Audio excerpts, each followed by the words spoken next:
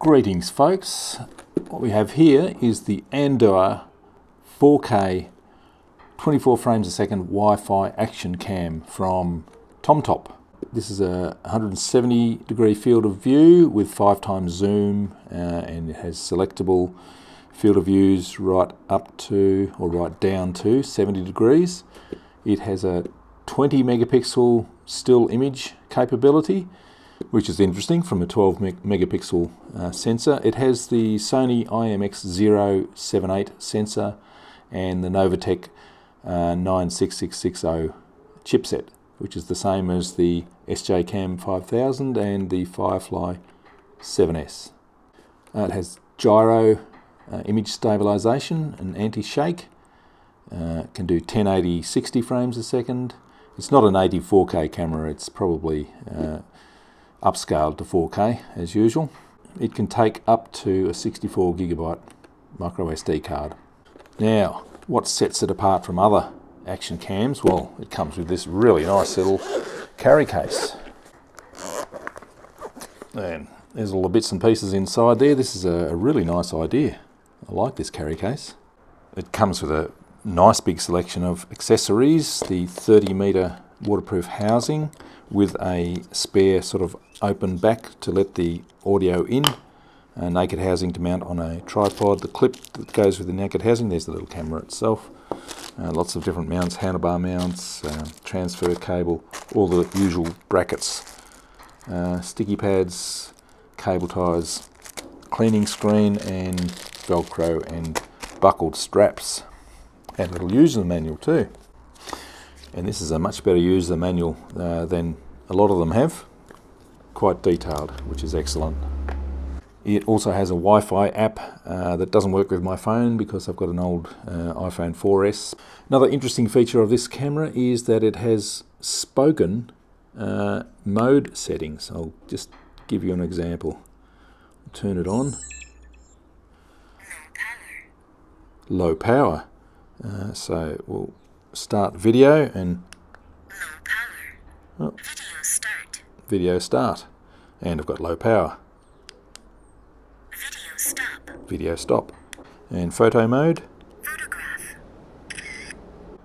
Photograph. Well, that's either very useful or very annoying. I'm not too sure yet. I have to use it a bit to find out whether I like it or not. It's interesting anyway. Alright, let's have a close-up look at the camera. Here's the front. On the side we have up and down buttons and a little speaker. Screen on the back, it's not a touch screen. Shutter release and stop-start button on the top. Micro USB, HDMI and micro SD card slot. And battery in the bottom. 3.8 volt lithium ion, 950 milliamp hours. Push and hold the button on the front. Get the little trill. Get it in focus. Alright, all the information's laid out on the screen, the date, battery level, SD card, audio on and off, and this button here turns the video audio recording on and off. It's good to be aware of that because you could muck that up. Angle of view, Full HD P30p, and the time, the mode, and the EV value as well. Actually, I've got this on video time-lapse mode. So if we push the front button again, we can go to still photo mode, 20 megapixel, fine quality, auto ISO, widest angle of view. This is how many photos we can take in that mode. This is the playback menu and the settings menu. So the maximum resolution, that says 2880 times 2160. They're calling that 4K. Anyway, we'll test these out later on. So that's 2.5K and the 1080s and 720 at 120 frames a second. And we have loop recording. You can choose how long each segment of video of recording is. Gyroscope on or off. Wide dynamic range. time-lapse record. So at the moment I've got this video time-lapse or a segment of video every 5 seconds. Better turn that off for the moment. Motion detection, which will start recording when it detects motion. I haven't actually ever tried that out. Record audio, yes, of course. Date stamp on or off, angle of view, and you can choose different selections of angle of view. I personally wouldn't go any narrower than 170 because it just crops down the image, and the image quality reduces too much for my liking. So I'll leave it on there. Underwater mode. Just changes the colours for a better underwater image.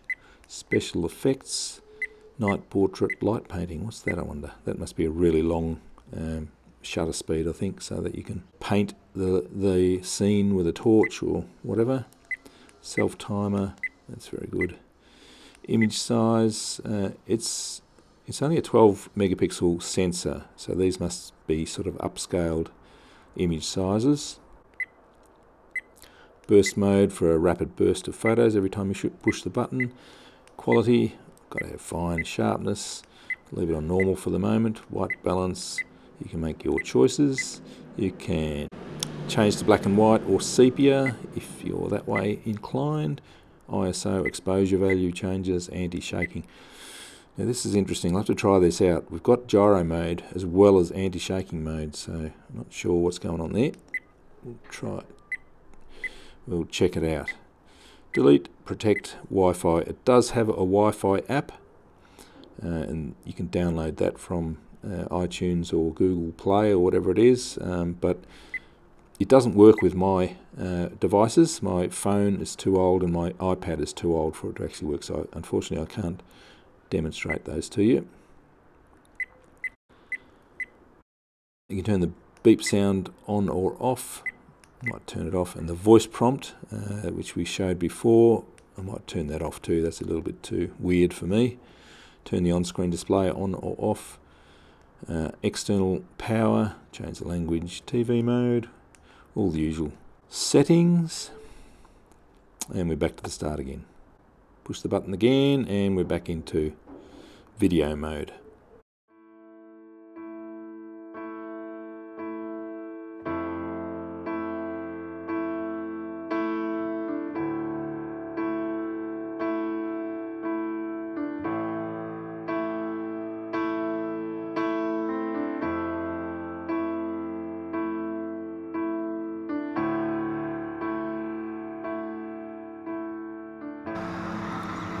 .4K, 24 frames a second.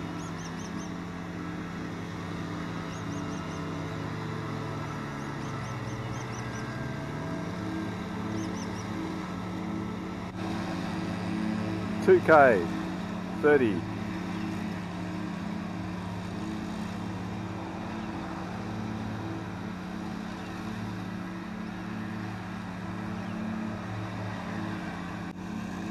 .1080/30.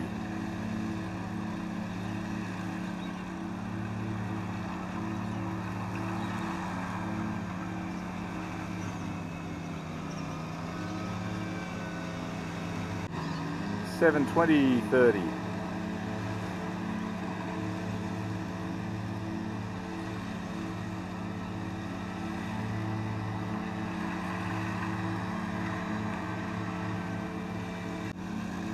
.1080/30.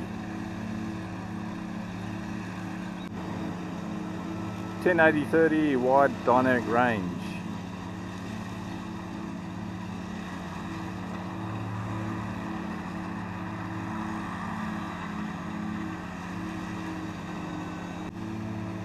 .1080/30 gyro.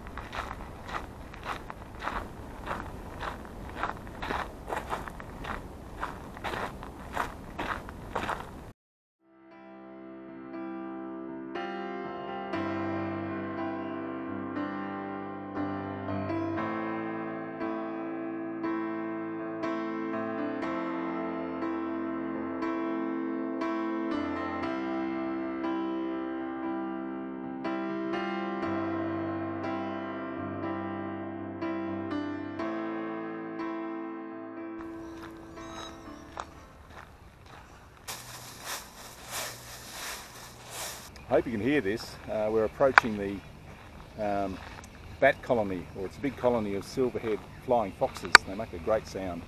Let's go and see if we can film some of them.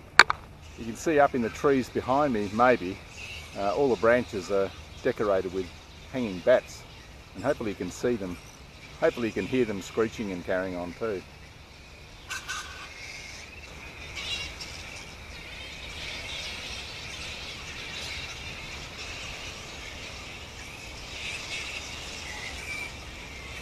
Very cool, kind of creepy, but interesting.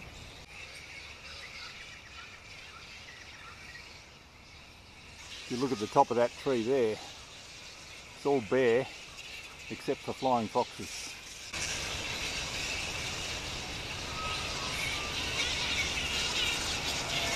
And every night they set off out in search of little bugs, and I don't think they eat fruit so much, and they fly out at dusk over our house. Awesome sight. Actually, I just read the information sign over there, and they actually feed on pollen and nectar from eucalypt and banksia trees and melaleucas. So this is not a bad camera. It's on the cheaper range, and correspondingly it has a very cheap lens, which you can see in the image quality. The firmware or the processing produces the pink bands and compression artifacts in the sky, like a lot of these cheap cameras do. All the accessories are wonderful. You get a great range, and you get that cool carry case for it too, which is a very nice inclusion. This is the Andoa AN5000 4K capable action camera from TomTop. Purchase links are in the description. Thanks for watching.